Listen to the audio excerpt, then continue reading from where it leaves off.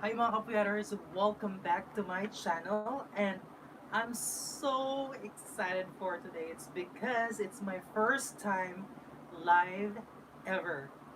Because I was just granted by YouTube to be able to actually have a live option and posting some pictures or updates daily. So you can expect that I'm gonna try to do as much update as I could because I don't um, normally wala akong masyadong post like everyday like other content creator because I also have my main job. So masaya ako na nagkaroon ako ng chance na meron ng live as well as posting. So at least for those subscribers, you get an update from me from time to time if I don't have um, a new content or video because I have my full-time job and medyo hectic yung schedule and busy, but I'll try as much as I could to be able to give you guys some updates as well as more tips. And I'd really appreciate if you'll send me a DM in my Instagram, that's Mr. Kapuyater, or in my Facebook page, that's Mr. Kapuyater still. If you have any suggestion, comments, or anything that would be able to help me out with my content and really appreciate that.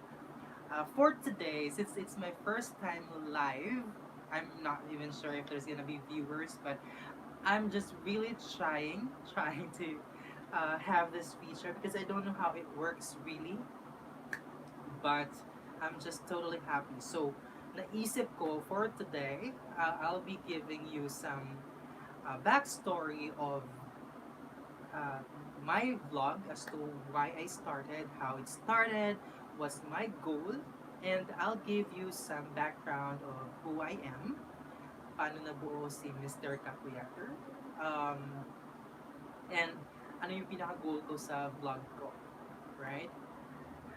So, I hope that kung may nakakita nito, um, ma-appreciate, no? And you'll be able to get to know me better.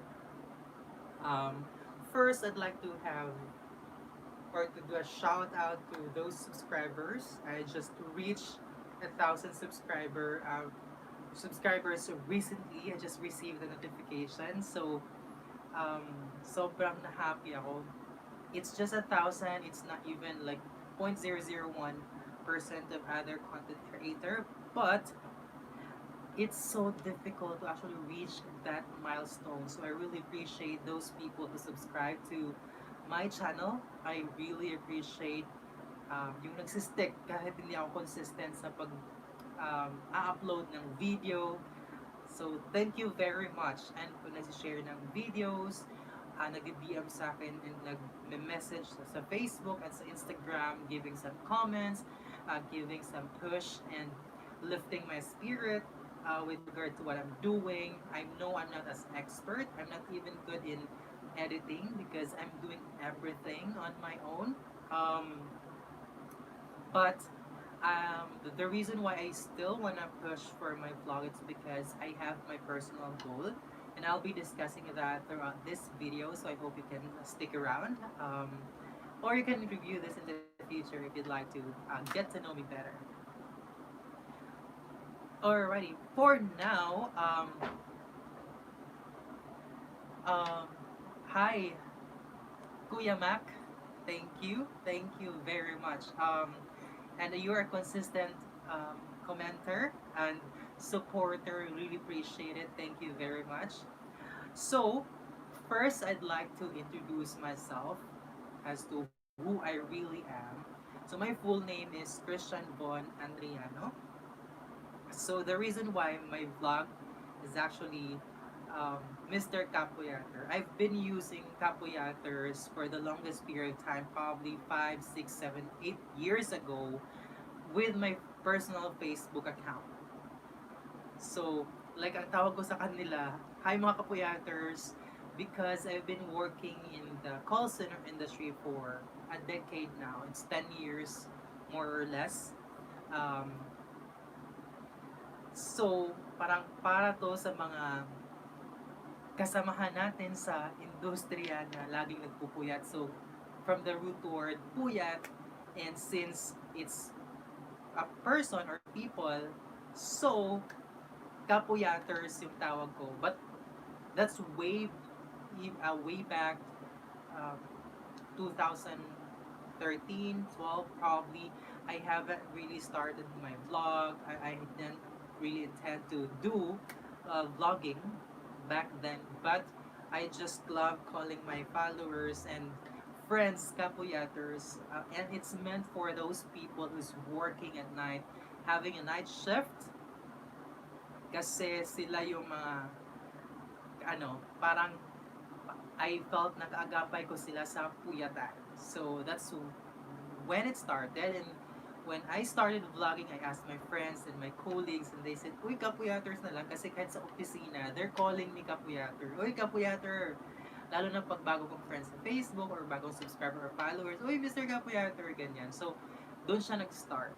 And that's because my tagline as well comes with puyat and kapuyater. So, that's where my tagline started na I'm Bon, ang kaagapay niyo sa puyatan. And this vlog is really dedicated to people like me who's working in night shift, graveyard shift, or flexible hours. And most likely, these are call center agents or even guards, yung mga 24 hours yung service being provided. So, um, initially, I really don't have a specific niche or content. Yun. So, pero, yung pinakauna ko talagang gustong gawin because I love to travel at pinag-iipunan ko talaga siya. I don't have a lot of like money but I save and really travel because promise ko sa sarili ko is to travel dun sa mga lugar na nasa libro like Pagsaling Falls, Chocolate Hills, Banawi Rice Terraces and all that. Right? So, yun talaga yung original ko na plan for the vlog kasi sayang yung mga travel ko. Pero, nahirapan ako because I travel alone. So, walang nag-video sa akin. So, wala akong maisip. But before we proceed to that, I am, sabi ko nga, my name is Christian Bon Andriano, laking Davao ako. Actually, Davao del Sur, Bansalan, Davao del Sur. Hello sa mga taga Bansalan, sa alma mater ko, Marlborough National High School, University of Mindanao, AMA College. So, Bisaya, Diyos ko tayo, Bisaya, Diyos ko tayo. So, mga Desay, Dezong, hello. So, my background, I grew up in Davao. Now, paano ako nakapasok sa BPO or call center? I was in college, fresh in college, fresh from college. There was a job fair in Davao. I was working as a part-time DJ in one of the FM station in Davao. Then I saw the job fair in the TV screens. Nagpa-flash siya sa isang hotel doon, Apple View Hotel during that time. So sabi ko, oy, English, so parang gusto kong itry. So yun, pumunta ako sa job fair and luckily, na-hire ako. I just knew that it's call center but I didn't have any idea kung outbound siya, customer service. Basta alam ko lang, it's people speaks English, answer calls. Ganun lang. Hire ako and ang laki ng offer. This was way back 2008. Sorry, 2008. Yung offer nila was like 18,000 plus 25 allowance. So 20,000 and during that time, nasa probinsya, ang laking offer nun. Free plane tickets, free 2 months board and lodging dito sa Manila. So walang pakundangan, lipad, ganyan, kahit walang alam. So that's when, I'm sorry, that's when I started my career life in the call center and BPO. So my very first BPO industry experience was with outbound company. So during the first stages in the call center, puro siya outbound, kayo yung magtatawa. Stayed there for 6 months. After that, sobrang sorry. After that, sobrang nag-boom na. Tapos I transferred to customer service.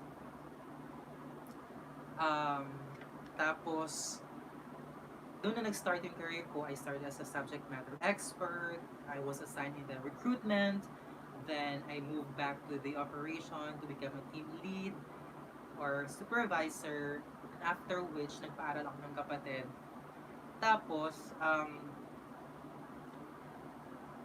so since nagpaaral ako ng kapatid, ang baba ng offer rate for a supervisor in the company that I've been with, but not discrediting the fact that they've helped me a lot with my career. I need to transfer to a different company. I went back from a supervisor post to a TL post because during that time, I nag-racket-racket ako. Artista, artista dahil, ganyan. Tapos, so go ako ng go.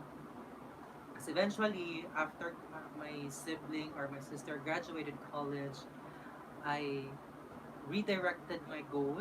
So, bumalik ako as subject matter expert, tapos supervisor, then manager. So, that's where I am right now. I'm a manager in a BPO industry.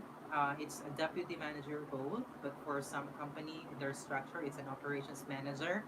So, whatever you call it, but that's how it is right now. And the rest is history. Okay?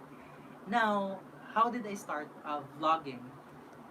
May nag chat si Kuya Mac. Tingnan ko kasi hindi ko nabasa pero let me check kung kaya kong i-check yung message mo ha. Wait lang. Kasi nag-prompt lang siya pero hindi ko na nakita masyado. So while waiting, so yun, after a while, um, ipon, try to work hard para ma-promote. So syempre nagkakaroon ka din ng goal, right? So nung nakita ko yung opportunity to be able to save and um, make a career out of the industry, that's when I started to um, make some dreams come true. So I started traveling sa local or domestic tourists as destination spots like Boracay, Bohol. Most of the things that I've seen in the books, sa libro nung elementary ako ng high school, napuntahan ko na. Then, syempre nag-escalate yung dreams, naging medyo abroad na, ganyan. Let me just read. Um,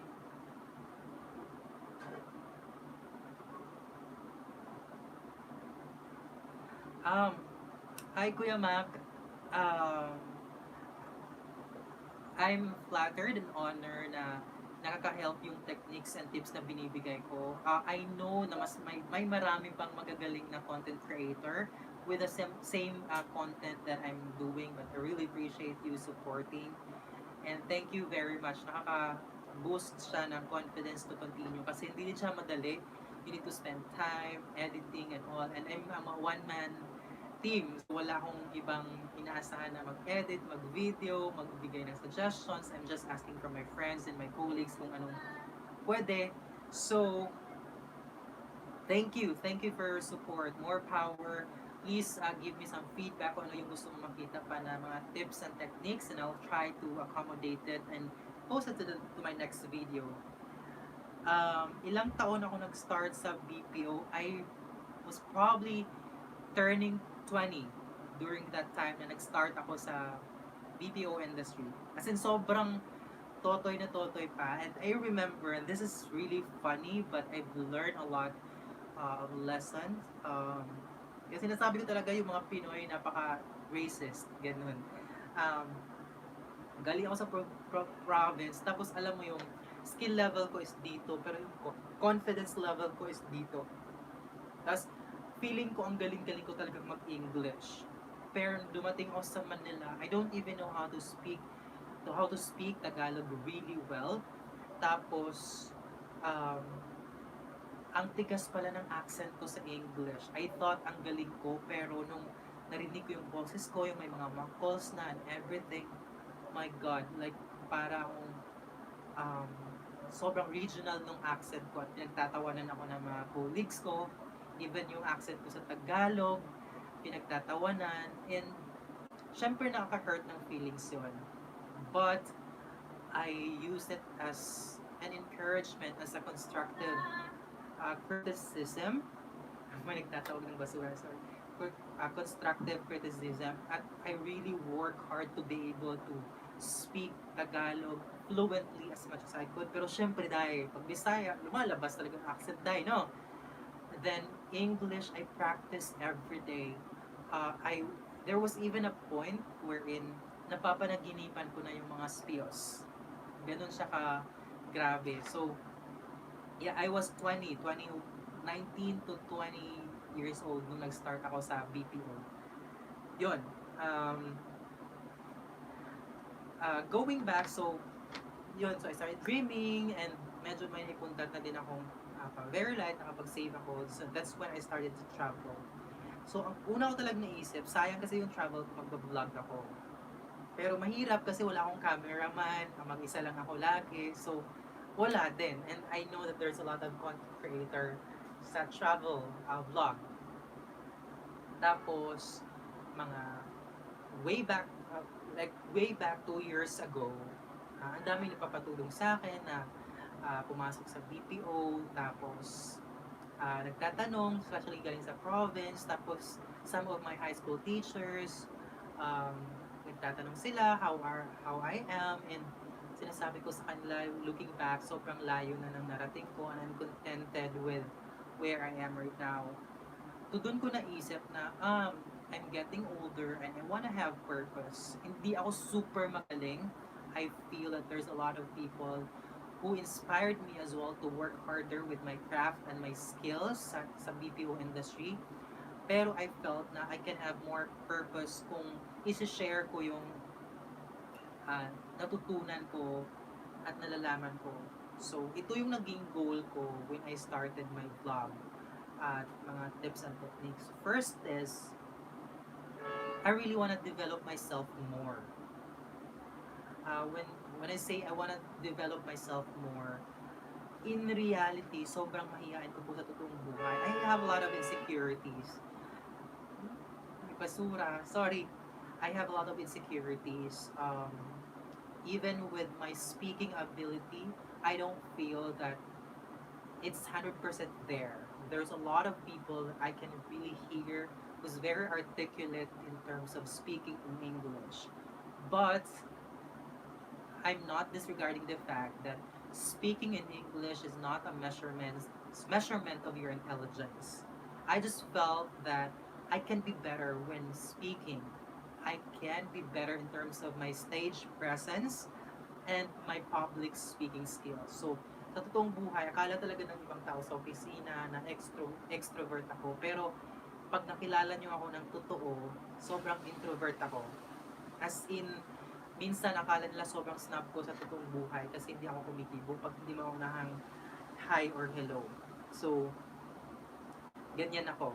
Um, Tapos, yun yung pinaka-goal ko na I need to be able to develop myself more in terms of speaking, in terms of public communication, in terms of having that stage presence. Because in the BPO industry, when you're talking to a client, when you are actually um, uh, discussing things and presenting things to your client, to your bosses, to the executives, you need to make that impression. You need to have that conviction, especially if you're young. And a lot of times, you need to exude authority. And sometimes when you have baby face, um, minsan akala nila bata, you're just playing around. So, you need to be able to exude that confidence and authority when speaking and when communicating with your employees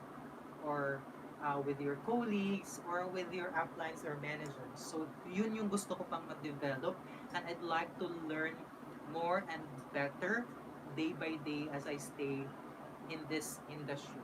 So, that's first. Second, I think at this point in time, I've learned something already in terms of the industry, in terms of the techniques, based on my experience, what works for me. I'm not saying that there's a perfect formula kung paano makapasa sa trabaho, paano gawin yung trabaho mo, paano ma-ace yung interview because it really depends on your personality. But sometimes, and the reason why I succeeded in my career, it's because I followed some guide. I've also admired and got inspired with people who's up there. I saw how they work. I saw how their skills, and it's it's the guide and the structure that I try to follow to be able to make myself better, and as well as try to not really imitate but emulate what they're doing and put some flavor in it to make it my own. So um, and I think reached to a point and a time of my life wherein I also wanna share, as I also wanna impart something and be an inspiration to other people, especially for those people who's struggling to join in this industry or trying to land a job. Let's face it, the percentage of unemployment rate in the country is really high, and if I could help in any way, small or big, and if I could make an impact to those people who's starting or trying to make a career, who's trying to make their career better, why not? It tutulong ako, and I think using the social media right now, like Facebook or YouTube, would give me like a better reach and a bigger platform. I think that if I could share it to one person, but it can be multiplied in this type of platform since it's for free, why not, di ba? Wala naman akong gagastusin. Magsasalita lang naman ako, magbibigay lang naman ako ng advice or opinion. They may not use it, they might not believe it, or maybe they'll feel that's not effective, or feeling nila nagmamagaling ako. It doesn't matter. I'm just really hoping that one way or another, meron at meron isang tao na matutulungan ko. So, yun. Um, Third, at ito talaga yung pinaka gusto kong ma-achieve sa um, sa pagba-vlog. Um, Gusto ko talagang ma-inspire yung mga tao sa province kung saan ako nanggaling, sa Davao del Sur. Alam nyo, um, sobrang hirap ng buhay.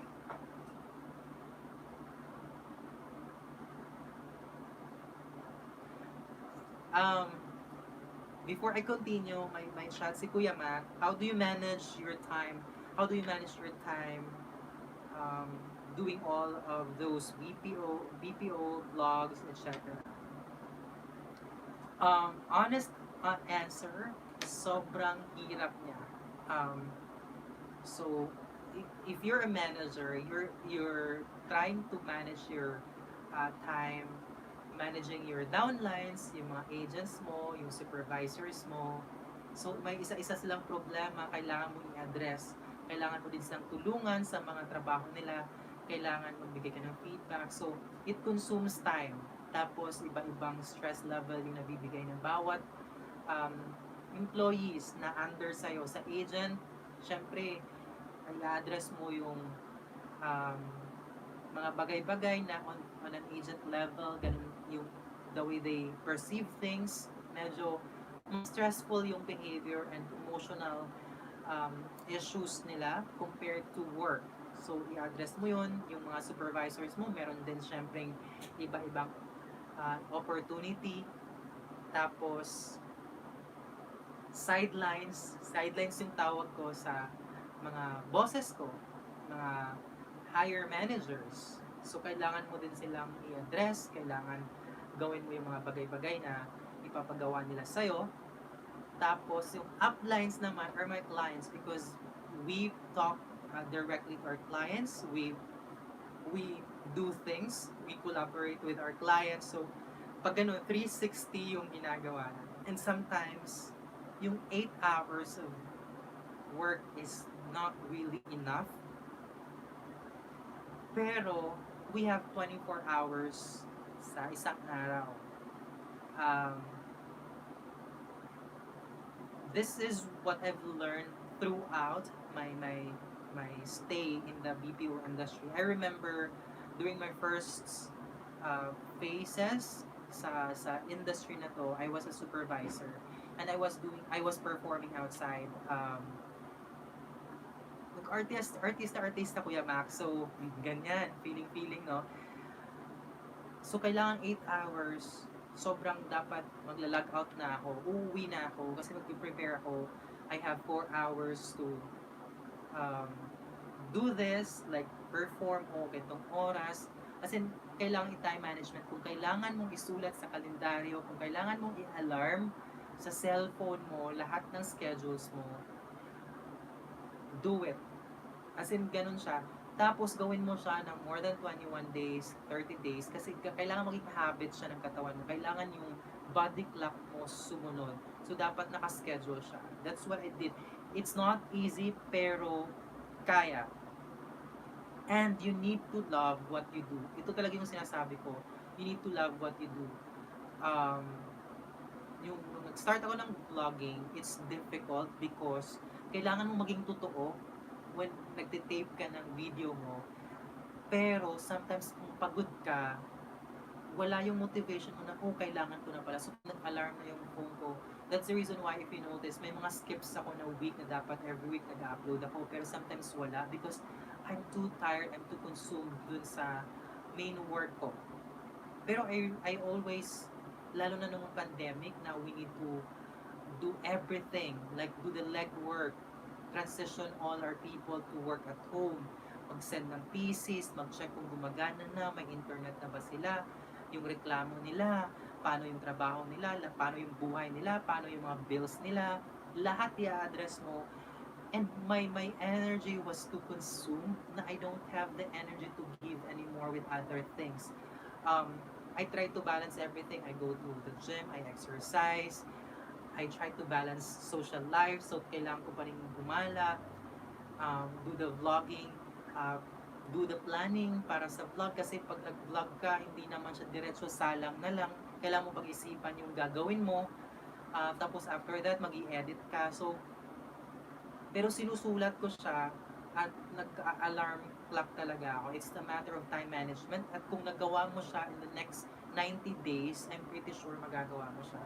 Pero kailangan mahalin mo yung trabaho mo. Sa vlogging ko nga, there are times na sinwala talaga akong gana at hindi ko siya pinipilit because I feel na pag ginawa ko siyang pilit just for the sake of sending and uploading a video, parang nawawala yung essence and purpose kung bakit ako nag-vlog. At feeling ko, makikita nyo kung na hindi ko gusto yung ginagawa ko. And in anything that I do, I'm really giving my dedication. Pero dapat gusto ko siya.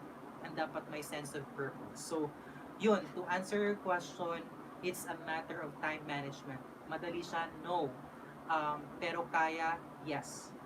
So, anything that is not impossible, it's possible. It's a matter of love what you do at go back to your purpose. Ganun lang lagi na, bakit ba ako nag-vlog?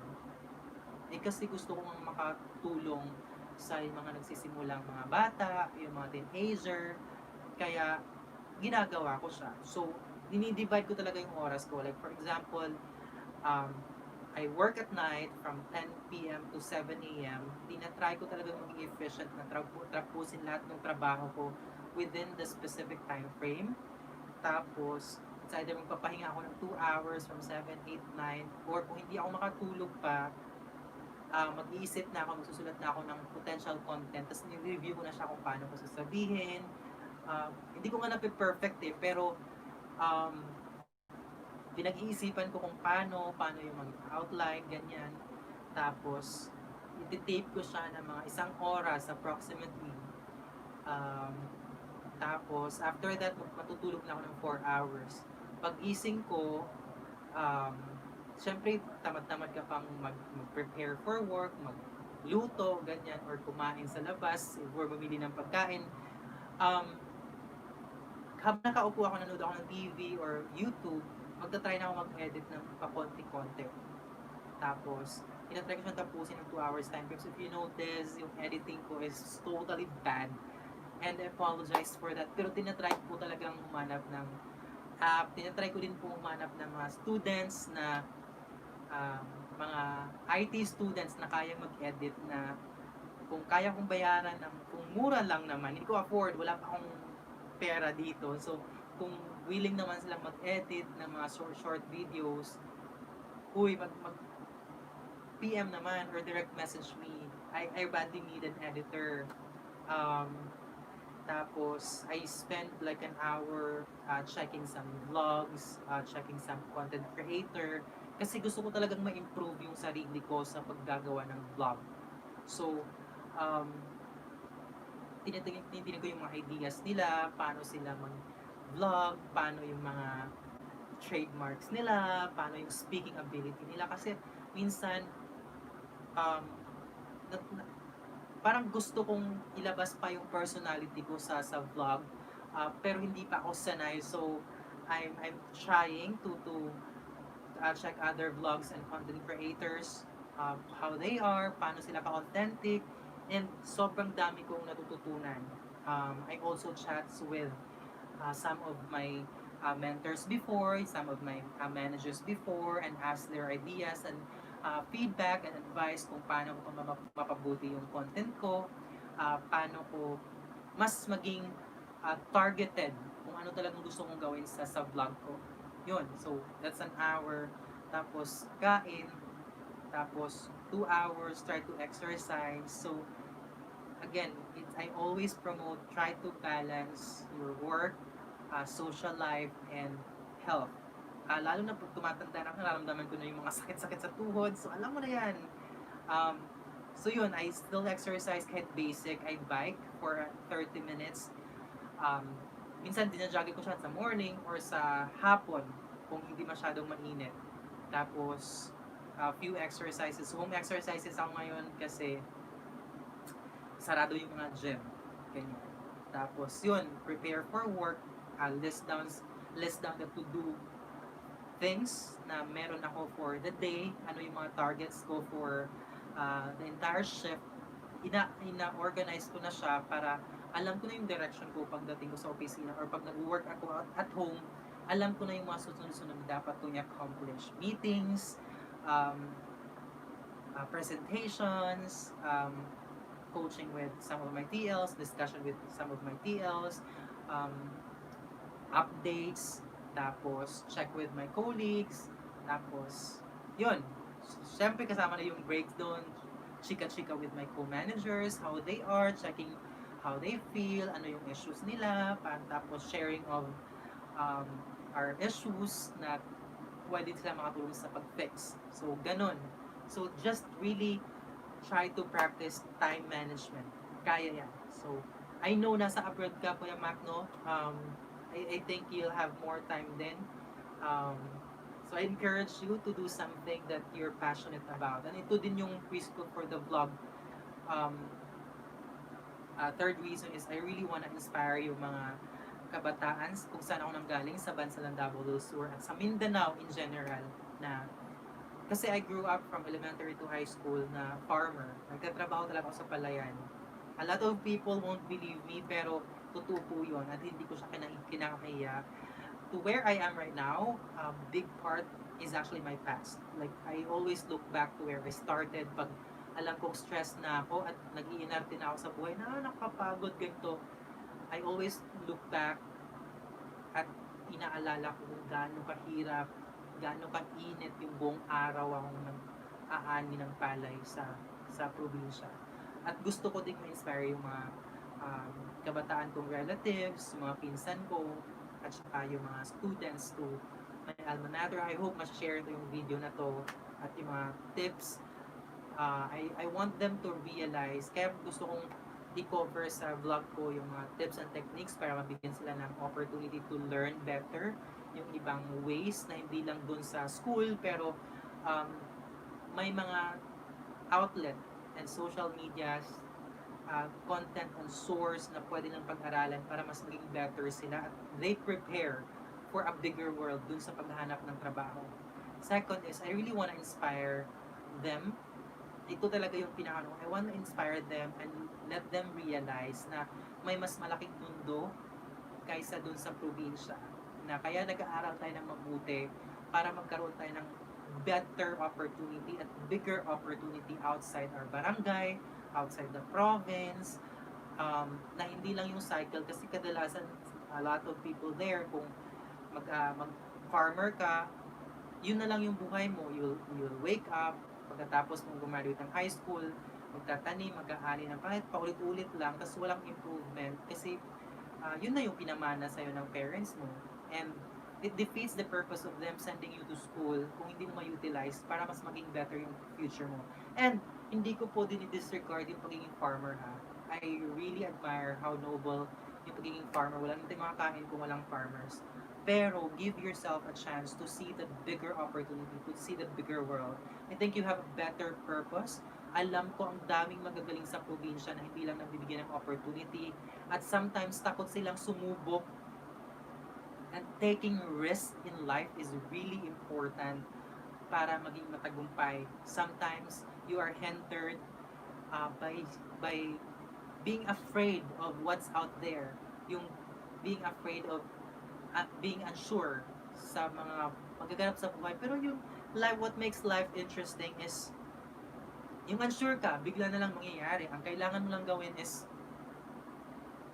stand firm and know your goal and know your purpose and just go for it every time. Just go for your goal, just go for your dreams. Walang mawawala. If bumagsak ka, if nag-fail ka, it doesn't matter. Bumangon ka at mag-continue. Yun yung gusto kong ma-inspire talaga sa probinsya. Lalo na yung mga relatives ko, na mga bata, at yung kabarangay ko, at yung mga nagsuschool sa alma mater ko. Because, at witness lahat ng mga teachers ko dyan sa Marlborough National High School, kung gaano kahirap yung buhay ko before. I can't even buy like uniforms. I can't even have like a regular na pamasahe sa tricycle. Diyos ko, naglalakad pa ako, pauwi, papunta sometimes. And when you're younger, nakakahiya yun kasi bubuli ka ng mga classmates mo na poor. But looking back at it right now, it made me stronger. It made me challenge myself more. And it made me realize that you're the only one who can make that destiny for you. Destiny is the result of every decisions you make. And if you decide to make your life better, if you decide to achieve your dreams, you'll be able to make it. Just go for it all the time. So yun yung pang third na reason kung bakit ako nagba-vlog. There. Ano pa ba? Thank you po kay Kuya Mac sa pag-send mo ng messages. I really appreciate it. Mas nag-continue yung conversation because I don't know how to continue the conversation at nare-remind ako ng topics na gusto kong sabihin today because right now, ano lang talaga to, candid. I really want you to see my personality na walang script, walang anything. I just really want you guys to know me better para naiintindihan nyo kung bakit Mr. Kapuyater yung pangalan ng vlog ko at bakit Mr. Kapuyater ako. So, I'm Bon, ang kaagapay nyo sa puyatan. Pare-pareha tayong bumabangon at nagpupuyat para sa mga mahal natin sa buhay at para mapaganda yung ating buhay. Kasi again, it's not true na if it's meant to be, it will be. It's always if it's meant to be, it's up to me. Tayo po yung gumagawa ng desisyon.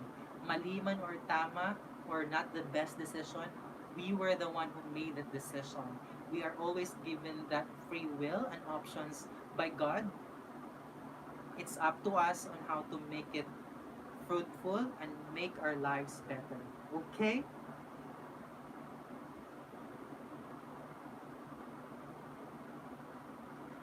May another question si Kuya Mac. Buti wala kang work ngayon. Thank you for staying and tuning in. You have a question. Will you accept if someone invite you to be a guest speaker, like seminar related to communication or productivity? Yes, of course. Totally open. Actually, I did some speaking engagement already. Pero sa mga ano lang, maliliit na group. And when I went back to school in AMA Computer College, I did some of that. And actually, that's my direction as well.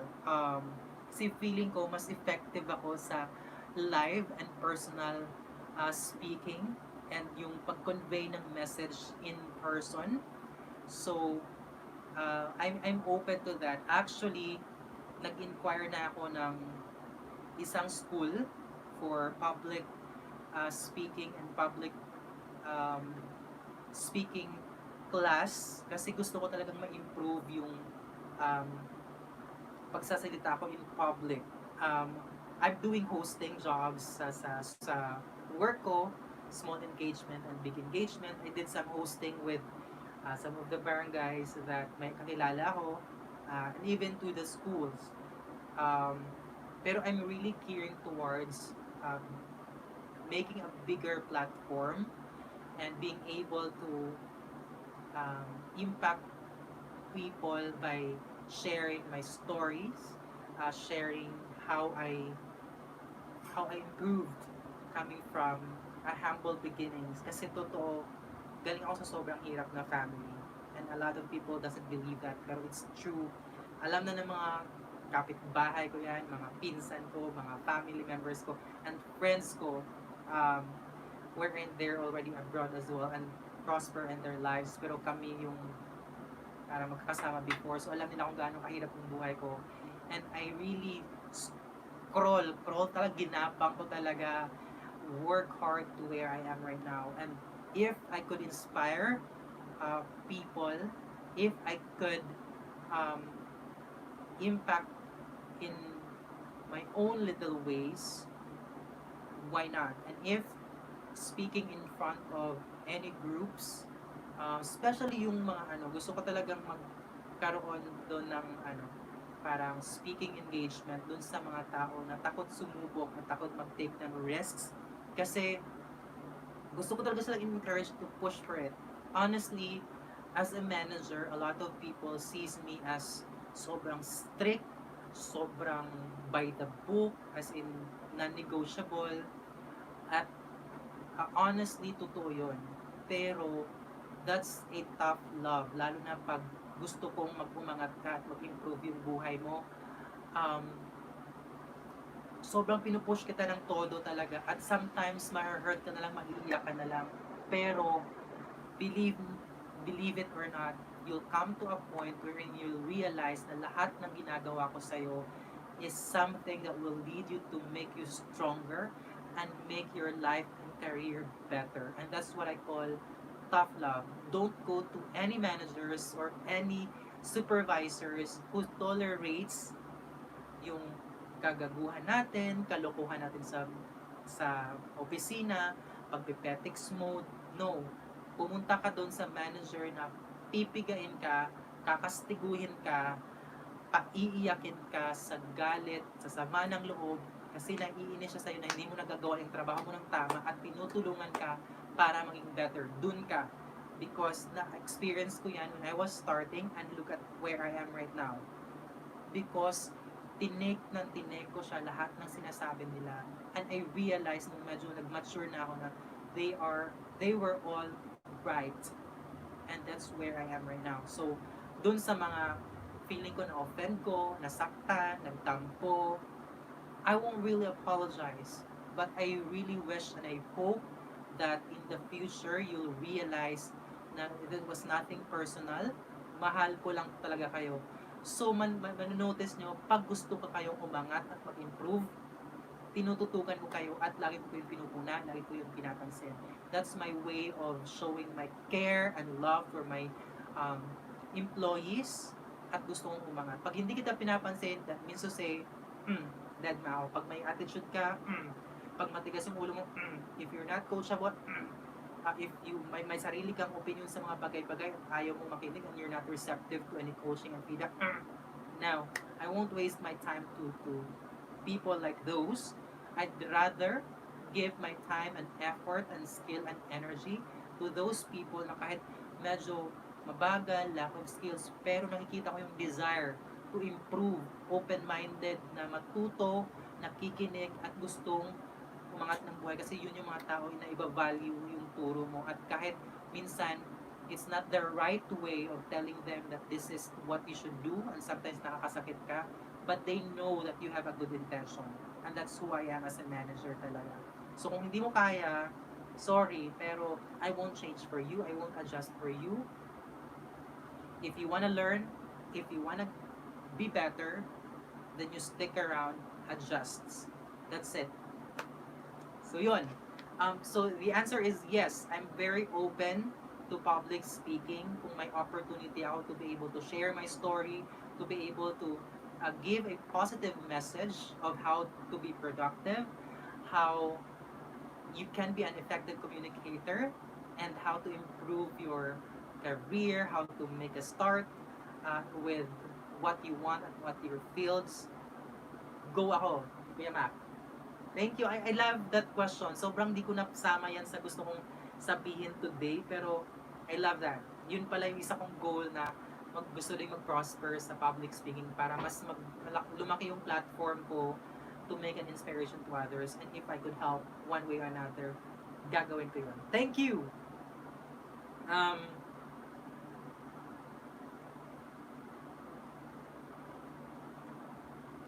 Grabe naman yun. Kuya Mac, na-experience mo po bang manghuli ng palakang bukit isda sa Oo naman, Diyos ko. Yung sa gabi, dalang din ng flashlight, tapos sa mga rice paddies, yung palayan, gagawin yung buhuli na hindi mahuli, tapos di ka dapat mag-ingay. Na-experience ko yan, nakapag-ulam na din ako ng palaka. Yes, isda, yes, totoo din yan. Meron kaming fish ponds dun sa probinsya, tapos tilapia yung yung binubuhay doon. Yun yung ulam ko lagi. Pag walang ulam, mamingwit ka dyan, yun yung ulam mo, papuntang school. Yes, na-experience ko yan. Lahat ng buhay probinsya, yes, na-experience ko po yan. Lahat nga po ng hirap, nadaanan ko din siya. Walang baon, nadaanan ko yan. Ulam ng tuyo, asin, toyo, nadaanan ko yan.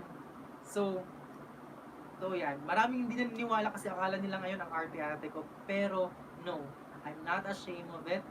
I'm proud kung saan ako nanggaling. Kasi yun yung nakatulong sa akin para i-try ayusin yung buhay ko at mag-manage na maayos sa career ko. And when I'm feeling tired, when I'm feeling down, when I'm feeling demotivated, when I woke up in the wrong side of the bed, I always look back to where I started. Kaya totoo yung lumingon ka sa pinanggalingan mo at huwag kang makalimot. Kasi yun yung magkikip sa'yo na maging humble at mas open yung heart mo to help others kasi naranasan mo yung hirap. And I even sometimes look at yung mga construction workers, pag medyo demotivated ako at wala akong ganang magtrabaho, I go out at tinitinan ko yung nasa construction worker. And I always tell myself na sila nga, dyan mo nagpapainit, walang aircon, ang liit ng sahod, pero hindi nagre-reklamo, ang saya ng buhay nila. Sometimes, yung sa mga karinderya, yung mga yung nagtatrabaho sa mga supermarkets, tsaka sa mga mall, tapos nakikita ko sila kung gaano kasaya nila na yung sahod nila may sobra pa na 1,500, tapos ang sobrang to, yes, may sobrang 1,500 pa. Tas ako, to be fair with my salary is way better, pero minsan nagpa-play pa, ba't kulang, ba't ganito? So, yun yung lagi kong sinasabi sa sarili ko na I need to be humble, I need to keep my feet on the ground, kasi yung ibang tao dyan, mas difficult yung pinagdadaanan, but they're happy. So why can't I be happy with what I have right now and be content with what I have? So, yun. Nakakatuwa yung mga tanong mo, Kuya Mac, ha? Oy, Alex, hello! Nakakulab ko to just recently. Thank you for tuning in. Appreciate it. Mga kabagang, sa mga kabagang mo dyan, hello! At hindi ako marunong mag-sync ng lives ko sa YouTube, sa Facebook. So gusto ko sanang i-sync siya pero hindi ko alam kung paano. Tinry ko lang to ngayon talaga kung gagana. But it works. Thank you very much. Hello sa mga kabagang mo dyan. Please subscribe to his channel as well. ano naman, pa-chat naman yung link ng channel mo para ma-shoutout natin. Ha?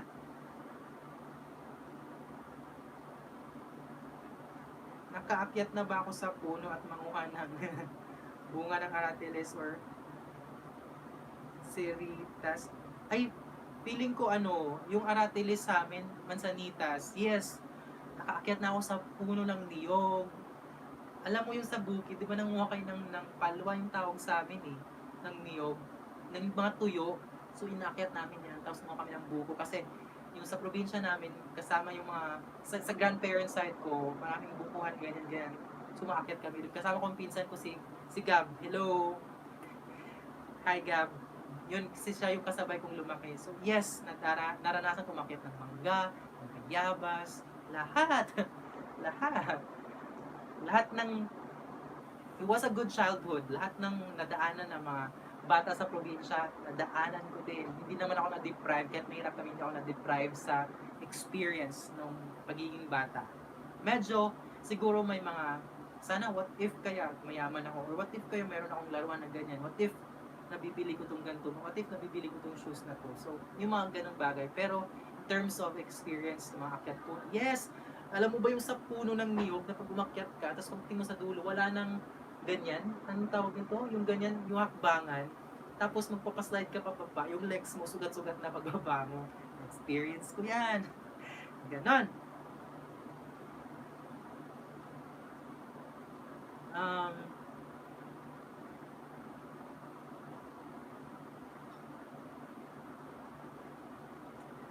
so yun, what else? Um, so that's the history of where I came from, how I started sa BPO, how I started my vlogging. Now I'm really researching a lot this time, since especially nagka-pandemic and you stay a lot at home. I'm really researching how to make my videos better, how to edit better. Sobrang pangit kasi ng ibang apps ko before at wala akong idea. Sa YouTube lang talaga ako nag-check. Tapos, hindi ko alam kung paano ako nagka-come across sa audience ko. Pero right now, I'm really trying to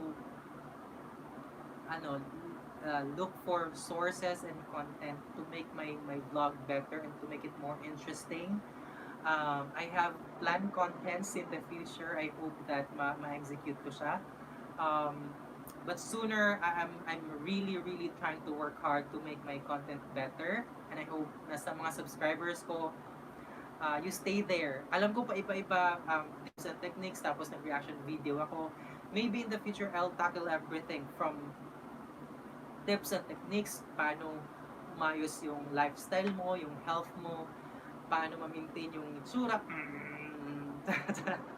paano maging fresh pa rin kahit haggard ka na sa graveyard shift, ano yung anything that has to do with my life as a call center employee as an employee in general, lahat ng anything na feeling ko makatulong sa lahat ng empleyado, I'll share it in the future. From beauty tips, places that I go to na mura, kasi sobrang tipid ko din mag-travel. Sobrang hindi talaga siya pa-social na travel. I'm doing backpacking, kung konting dala lang, minsan briefs and shorts and shirts and sandals lang. And I have a limited budget, pero I maximize it and I sit with na enjoy it. In the future, I'll share it as well para yung mga nagsa-start din na gusto mag-travel, tapos konti lang yung sahod, para yung tipak lang yung pang-travel mo, I'll make sure to share it in the future. Paano din yung promotion, paano yung stages ng promotion, paano yung mga tips and techniques, I'll discuss it in the future. So I hope you stick around and DM me in my Instagram or my Facebook page any suggestion and feedback. I'll really appreciate it. Gagawin ko siya in the future. Alright?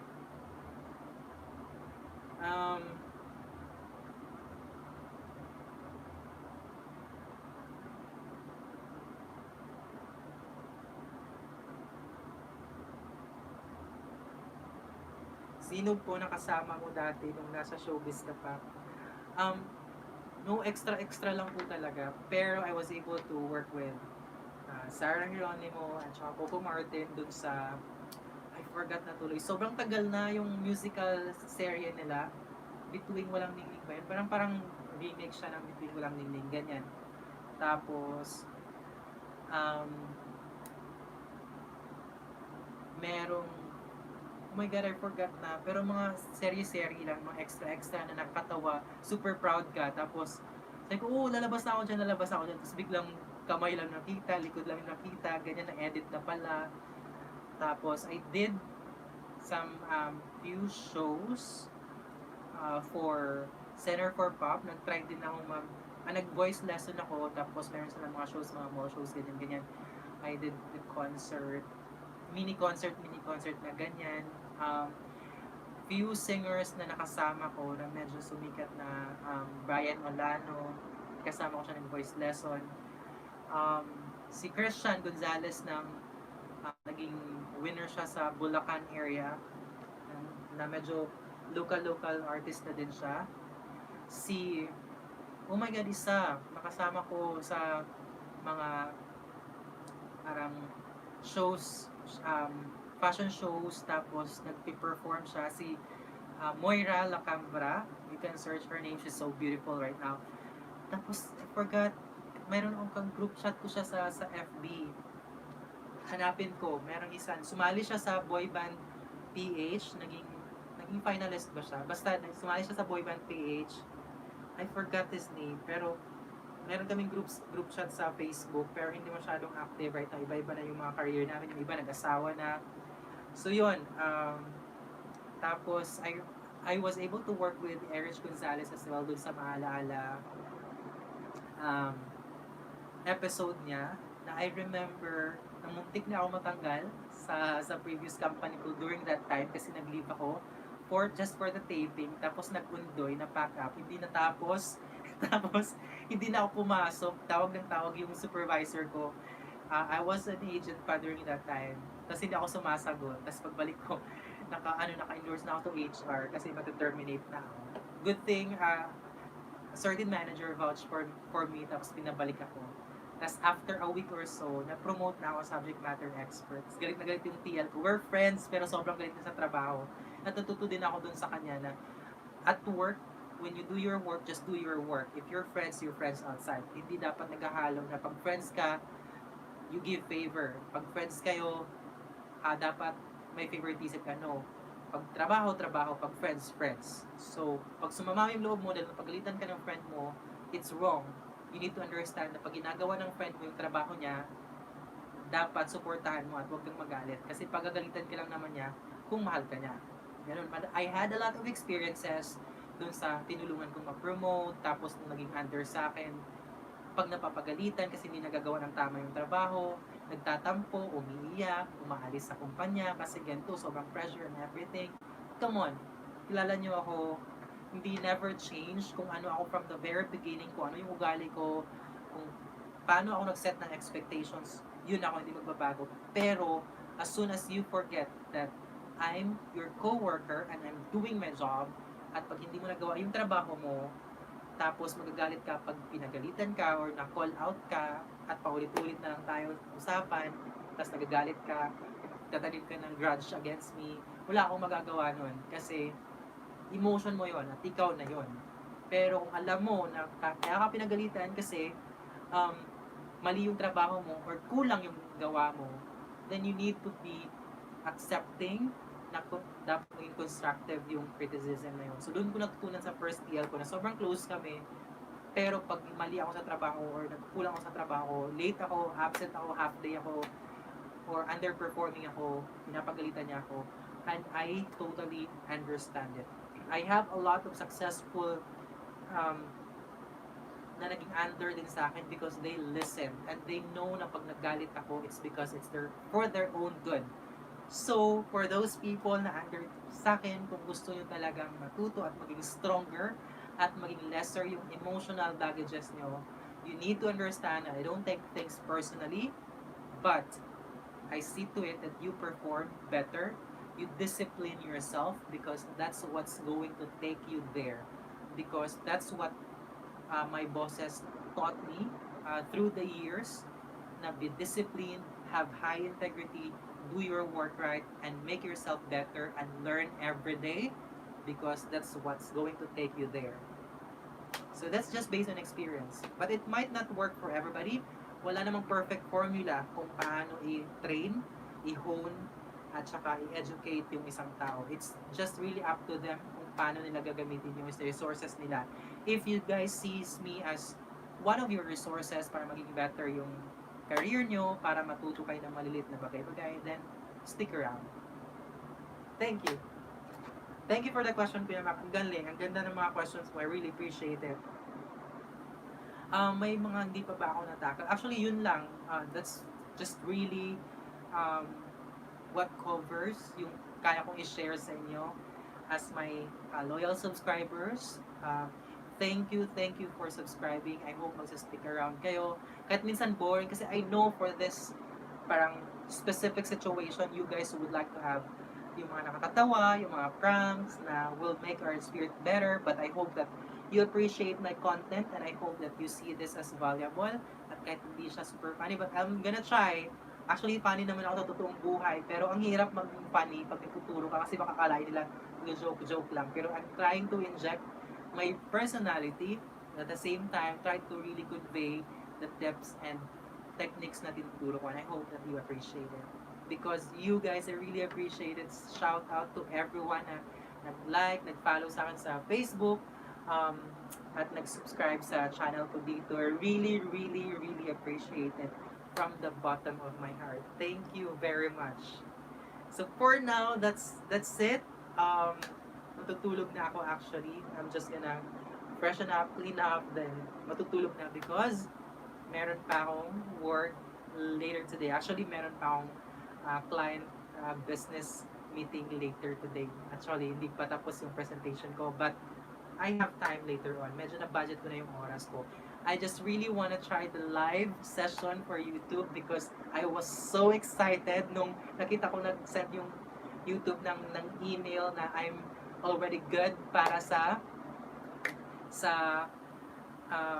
live at saka pwede ako mag-post ng stories, ng short videos pero wala akong ka-idea kung paano siya gagawin.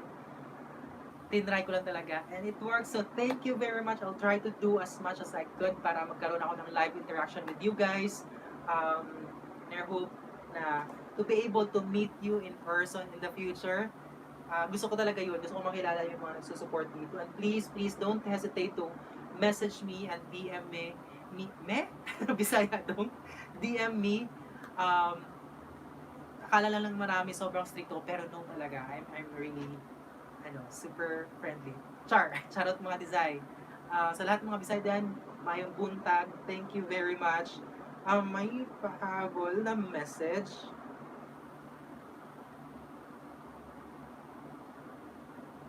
Yung modeling. Kaloka.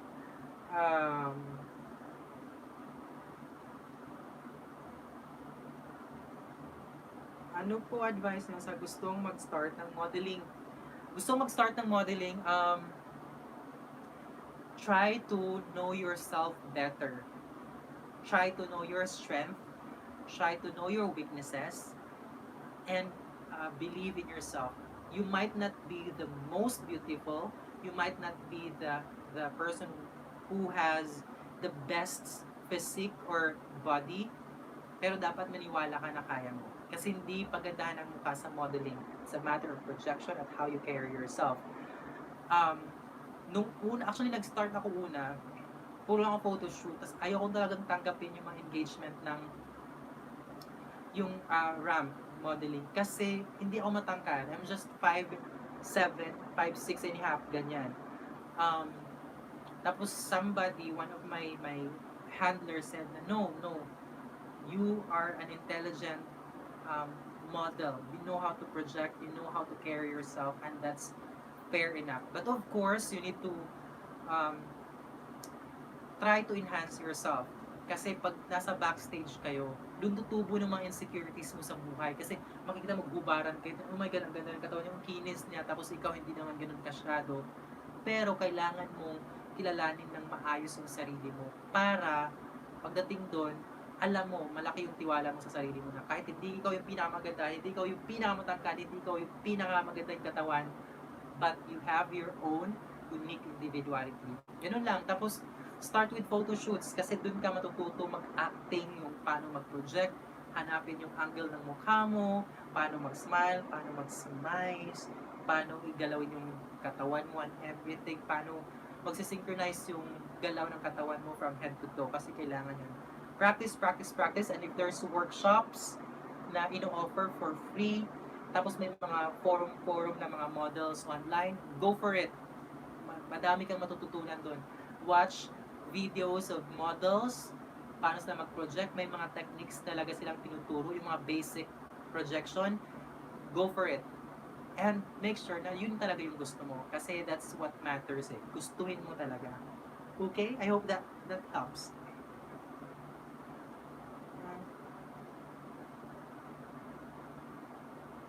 Um, Hi Sean. Hello. May channel ka din pala.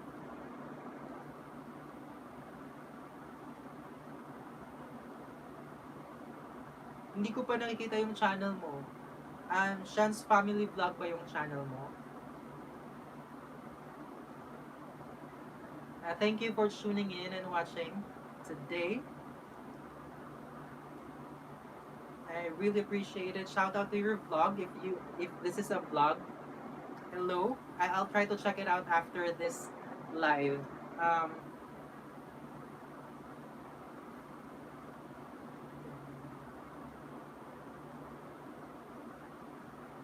Hey. Hi Ed. Hello Team Sarah. Thank you for watching Ed. Appreciate it. Shout out to Team Sarah. Sarah Beth. Hello na bumalik ka na at nailabas mo na yung anak mo. Hi Ed and to your team. Thank you very much for the hard work that you're doing for the LOB. I really appreciate it. I might not be very vocal about it, but know that if wala akong kibo, that means to say I really appreciate all the hard work that you're doing. The reason why our LOB is staying in our site, it's because of everything that you do for the LOB, and I hope you guys do the same thing consistently. Appreciate it. Thank you. Parang ang tagal na pala. 1 hour na. Thank you guys. I'll do another live. Today kasi wala talaga, hindi ako nag-post na magla-live ako. I just really tried this live option, but in the future, I'll post to give you guys an opportunity to put a premiere alarm para at least follow kayo sa live. Thank you again for those who tune in. Kuya Mac, JR, Sean, Alex, thank you for joining my live today. Appreciate it. DM me or personal message me if you guys want to talk or if there's anything that you'd like to tell me. Again, thank you guys for watching. Have a good one and see you guys again next time. Again, my name is Von, ang kaagapay nyo sa Kapuyater. Bye-bye!